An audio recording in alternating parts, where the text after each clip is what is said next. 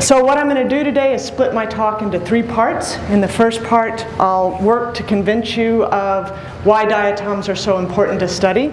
In the second part of the talk, I'll give you a little bit, just a couple of examples of sort of new discoveries that have come from having a whole genome sequence of diatom. And in the third part of the talk, I'll try and do what John did and sort of convince you of how we can use genomics to understand adaptation to different environments. So let's begin with the importance of diatoms. Diatoms are, for those of you that don't know them, are eukaryotic, photosynthetic microbes. We call them phytoplankton.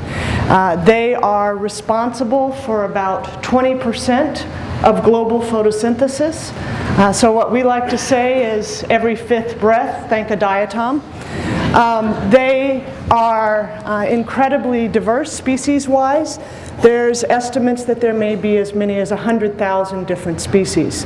They come in all sorts of shapes and sizes. I'm just showing you some here. They range in size from a few microns to just large enough to see with the naked eye. Diatoms grow wherever there's sufficient nutrients and light. This is a satellite image of chlorophyll distributions across our planet. In the ocean, chlorophyll represents phytoplankton biomass. In the ocean, again, warm colors indicate high phytoplankton biomass, cool colors are low phytoplankton biomass. Diatoms are found wherever there's high chlorophyll biomass. In coastal environments, they can be responsible for up to 90% of the primary productivity. So these are organisms that really define marine ecosystems. Over the last decade, we've learned that there are about 30 to 40% of the world's oceans. Primary productivity is limited by iron. In these regions, iron is delivered either through dust that rains down on the ocean, or it's delivered by us in large-scale iron fertilization experiments that have been done.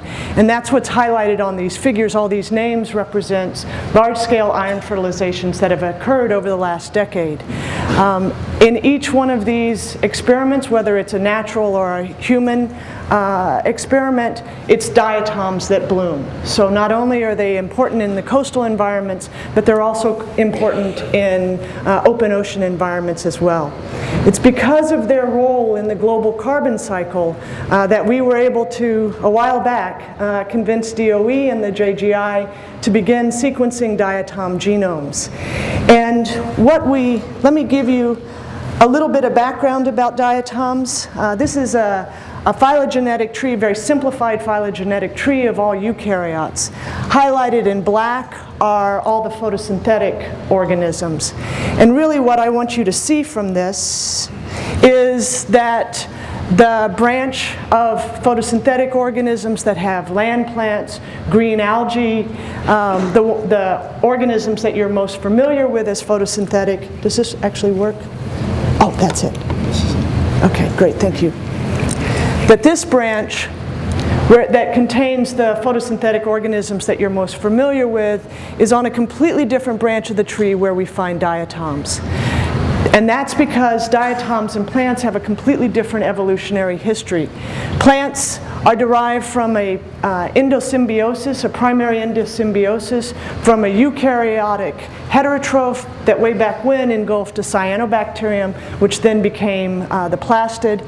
In diatoms, they are the result of a secondary endosymbiosis in where a different eukaryotic heterotroph, this time engulfed a eukaryotic autotroph, likely a red alga.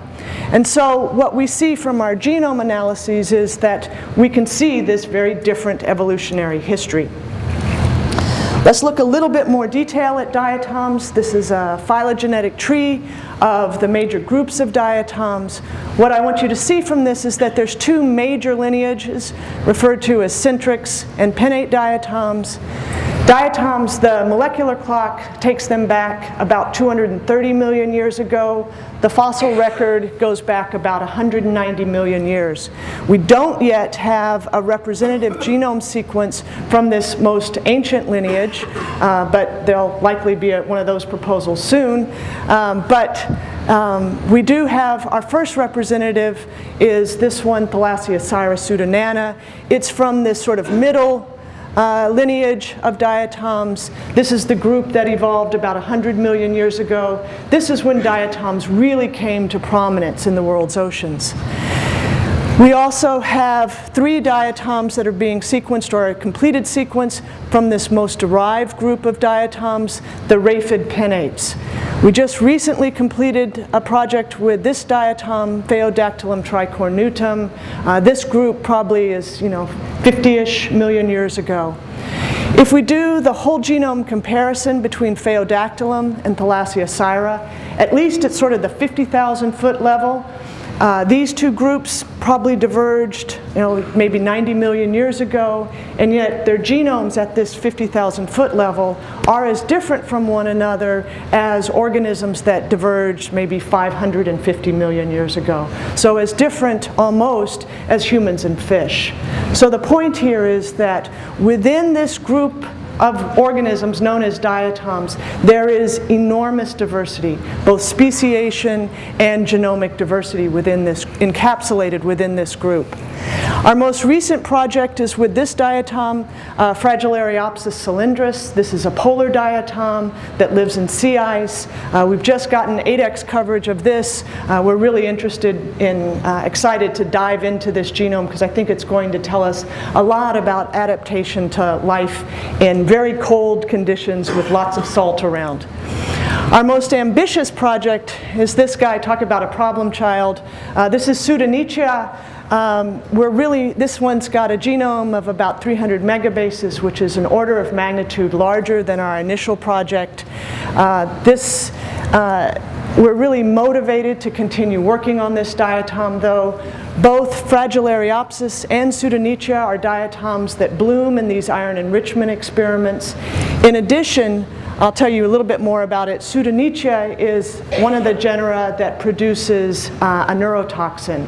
So it's the only genera of diatom that produces a neurotoxin, domoic acid, that can be biomagnified through the food web and is actually lethal to all vertebrates. Okay. So we have a lot of motivation to keep working on these genomes.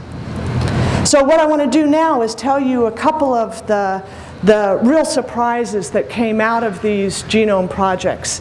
And the first comes from our initial work with Thalassiocyra. So what you're looking at is one of the figures from our paper where we were just highlighting the metabolic capabilities of this organism. And what we found right off the bat, which in retrospect shouldn't have been a surprise, but at the time was really quite stunning to us, is that these organisms have sort of mixed and matched metabolic pathways. At the time, we really thought about animals and plants, and these organisms weren't like either animals or plants, and they were mixing and matching different pathways. And the pathway that really stood out to us was this one down here. This is a photosynthetic organism. It's the first identification in a photosynthetic organism of a urea cycle. Now, a urea cycle is what you and I have. It's a way that we have of dealing with the ammonium that's produced as we break down organic nitrogen compounds. What we do is then turn that into urea, and it can be excreted, a relatively non-toxic compound. So what the heck is a diatom that relies on inorganic nitrogen sources for life doing with a urea cycle? All this time later, we still don't know entirely what it's doing. I don't think it's acting as a way of these organisms excreting urea. What we instead think it may be is a way that they're dealing with sort of energy management.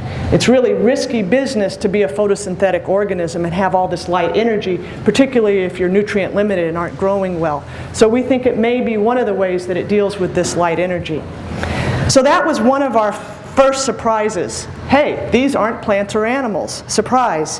What we've also found from our most recent project is that if we look in the genome, we see scattered throughout the genome all of these genes that share a history with bacterial genes. They aren't found in other eukaryotes, but where they are found is in other bacteria.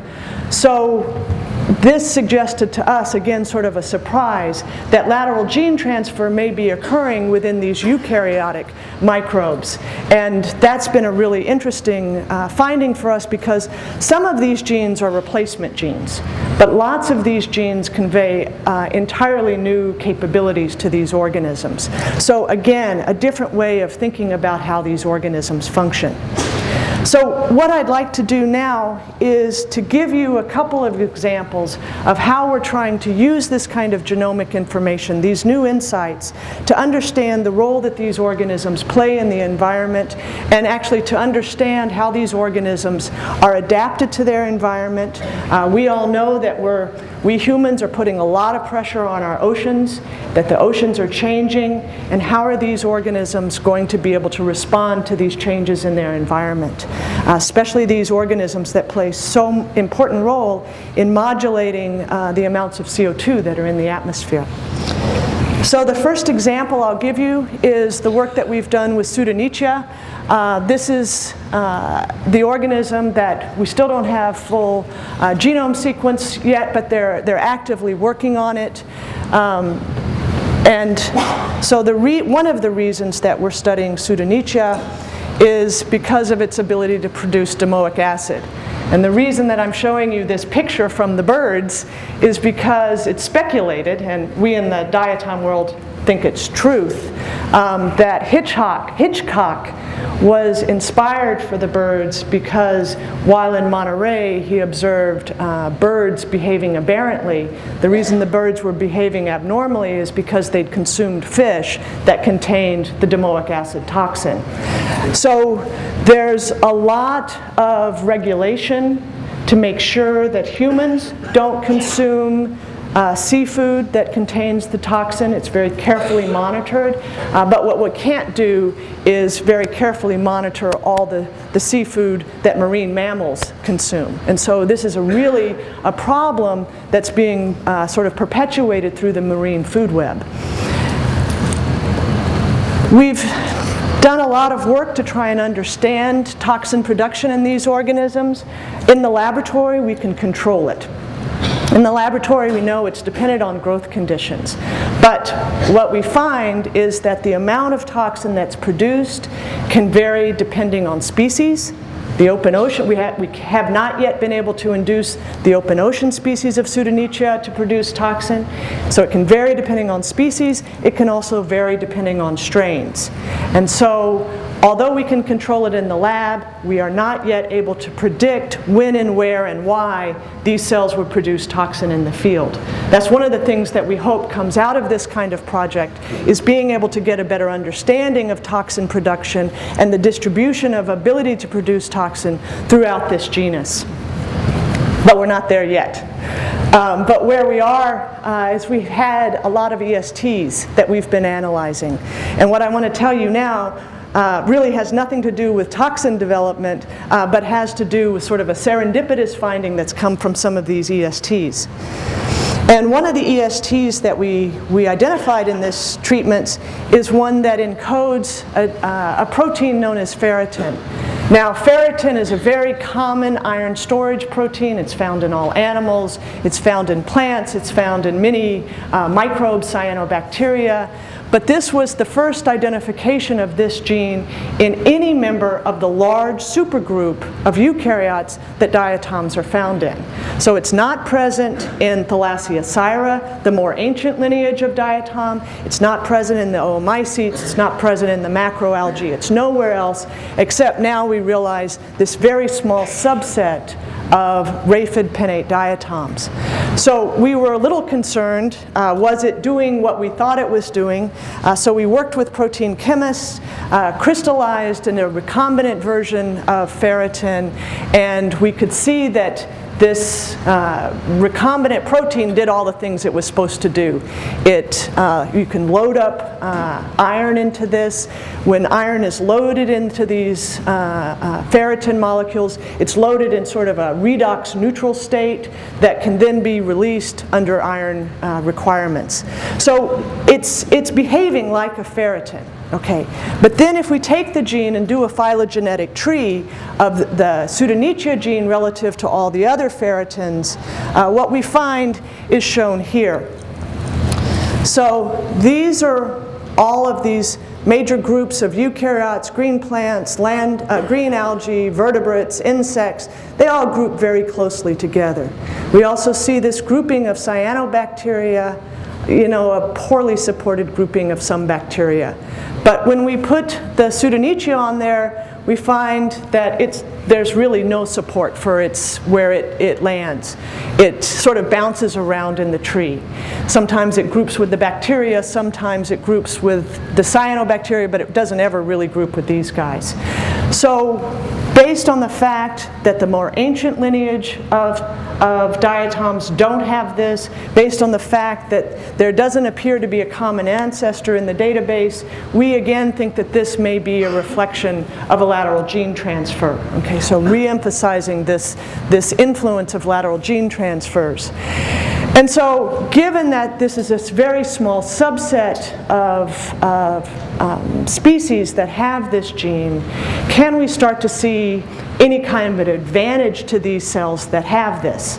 And so what we did was some experiments in the lab, and we used sort of a different version of a chemostat, a continuous culture. Okay, so what we did was grow Pseudonychia. Now we worked with an open ocean species of Pseudonychia, grow Pseudonychia under different iron concentrations. Okay, have them growing at their maximum growth rate, but in the presence of different amounts of iron.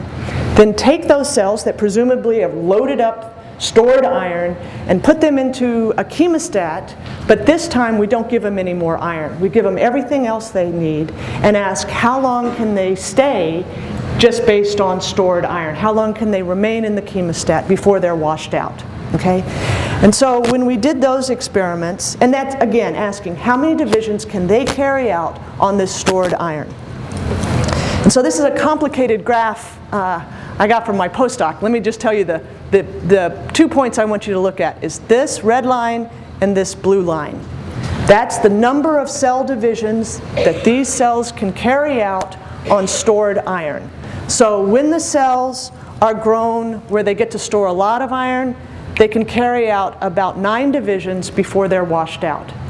When they're grown at the same growth rate but less iron, they can only carry out about 3 divisions. Okay? So the amount of stored iron makes a difference on how many divisions they can undergo. All right, so that sort of makes sense.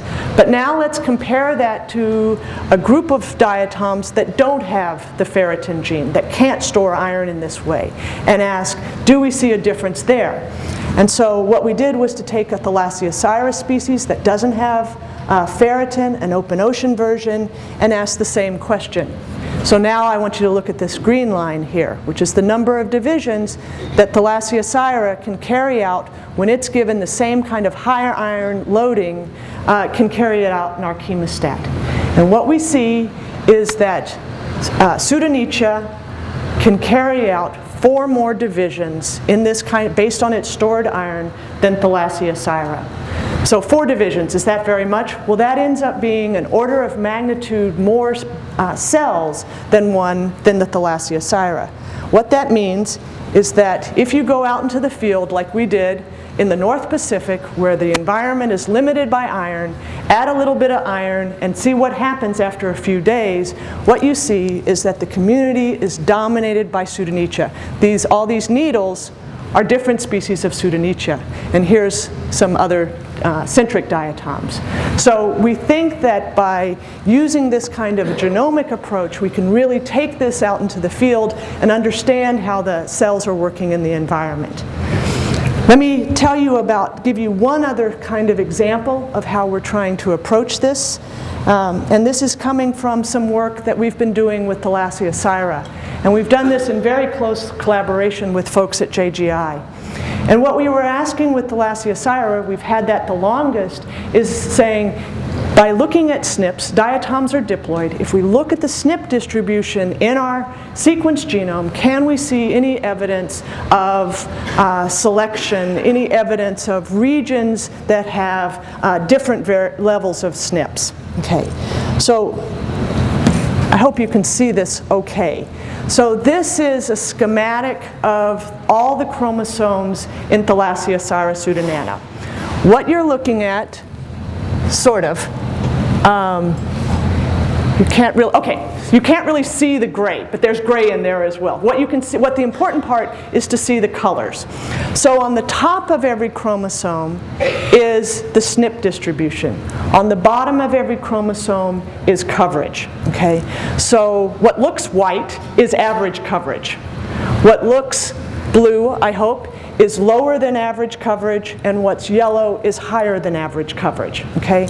On the top is the SNP distribution. So green is an order of magnitude lower than average coverage than average SNP density across the genome. So the average SNP density is 1 in about every 150 bases, and red is an order of magnitude higher. Okay, so even though this is fairly washed out, what I hope you can see is that there's this big region of low SNPs, about 300 kilobases of a low SNP region on chromosome 1. So this was very interesting to us because it gave us, it suggested that there may have been a selective sweep that occurred. The hypothesis is that there's an allele that's located within this that conveys a selective advantage, and this swept through the population. It's very hard to know if that's true based on an N of 1. Okay? So what we did was to say, let's go out using the new sequencing technologies and do resequencing and ask, do we see this same kind of low SNP region in other strains? And does this low SNP region give us any hints about adaptation of a given strain to its environment? And so we've entered into a resequencing project. We've resequenced the same strain that JGI did, but we've also resequenced 6 different strains of Thalassiocyra from different parts of the world's oceans. So we're from different ocean basins, different regions. Most of them are in either coastal or estuarine environments. That's where this species really likes to be. But we also see one out here from the North Pacific Gyre. We've used solid sequencing to resequence all these different strains. We've just started this project, but I want to give you just an idea of the kinds of things that we're able to do. So if we take all of these genomes and generate phylogenetic trees based on the mitochondrial sequence, this is the kind of tree we see. And what's highlighted here in red are all of the strains that have this low SNP region, order of magnitude less SNPs in all of these strains.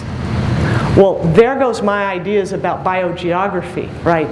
Clearly this is a strain that there's something that conveys selective advantage to this strain that's allowed it to be distributed worldwide. We have our 2 strains here, sort of our outliers, our Europeans, that don't have this low SNP region. We've also started doing some work looking at the physiology of these different strains. The easiest thing for us to do right now is to simply grow these strains under different light conditions and ask what's their maximum growth rate under these different light conditions. And that's what's plotted here.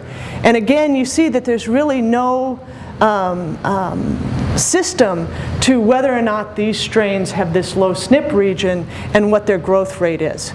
And so what we're doing now, what we're setting out to do now, is to do transcriptomics on these strains from these 2 time points, one where we have the maximum amount of variation between strains and one where we have the minimum amount of physiological variation, and try and match what's going on with the transcripts of these different organisms. So that's the approach that we're taking, again, to try and figure out what's going on, what's perhaps embedded within these low SNP regions. I can tell you that the boundaries of those low SNP regions are more or less the same across all these different strains. So there's something very interesting going on in there. And I want want to close now by telling you really sort of the motivation for doing this kind of work.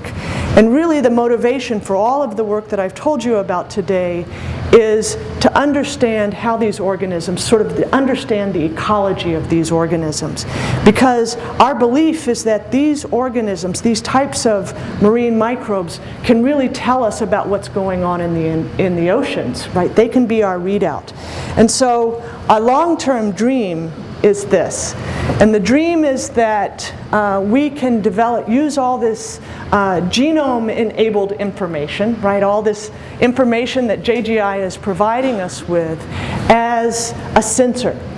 And that we can use these genes as either sentinel genes, sentinel pathways that will be our readout for how the ocean is responding. And if we can have these kinds of sensors, which in fact I don't think are all that far off, this part of the dream is actually becoming real. This part we have to do a little bit more work. But that's our goal, is that the organisms can tell us about the state of the ocean. So I'll end there. Thank all the folks in the lab that have made this possible, the funding, and I'll take any questions.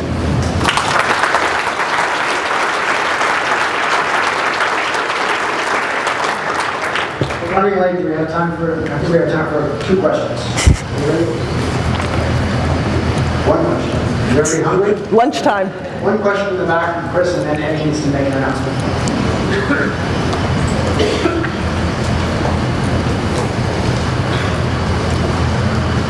I thought the data you showed with the ferritin and comparing the different species was very interesting, but it's not exactly an isogenic comparison. So it seems like there could be other factors as well that could explain the number of divisions after you take away the iron. I wonder if there are any clues about what some other factors might be in terms of iron uptake. And then sort of a follow-up would be, what's the status of reverse genetics tools and diatoms? Okay, let me start there. So the one thing that we can do to manipulate these organisms at this point is we can do transformation, so we can introduce GFP fusions, right, and do localization. What they're starting to develop in just coming online, we think, is RNAi. So we'll be able to do knockouts. That's the hope. It's not quite there, but that's where we're heading. So the second question is really what other factors could influence their ability to store iron, take up iron. There's lots of other factors, of course. There's an iron utilization. How good are they at using iron? How good are lots of different things. But what we think from this is that it's taking all of that into account and showing as well this different with iron storage. Now, Thalassiocyra, the centric diatoms, don't use ferritin, but they also do store iron, right? They do it somehow. The genome hasn't given us any clues as to how they do it. So presumably it's some sort of novel way. That's something that we're also very interested in understanding. How do they do it? Because they also exist out there in the open ocean. So clearly they can get by. It's just that these, what we think is going on with the ferritin and the pseudonychia is that they know how to really gorge themselves. So the iron comes along, they really gorge themselves on it, continue dividing. But there's other conditions in the ocean where it's not sort of such a boom and bust, where some of the iron can be delivered more slowly, and we see different phenomena happening there.